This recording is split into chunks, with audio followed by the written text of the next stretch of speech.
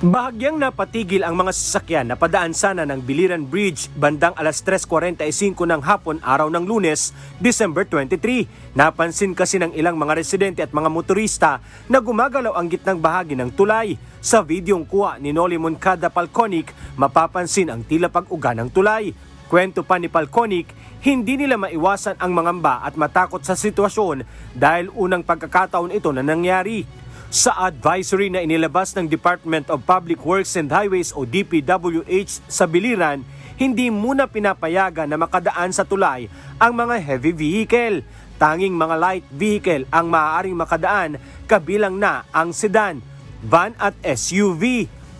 Ayon sa DPWH Biliran, ang paggalaw ng tulay ay dahil ito sa nararanasang mahanging na panahon sa lugar at dahil sa dagsa ng mga biyahero ngayong holiday season. We are doing our best.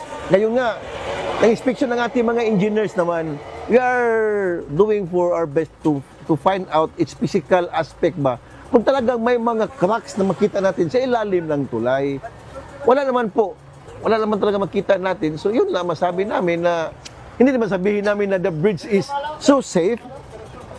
Ang sabi ko lang is that the bridge, as what was expected from it, is okay naman yung bridge natin. Kahapon, dumating na ang Bridge Inspection Vehicle o BIV mula sa Regional Office para makapag-inspect sa ilalim ng tulay.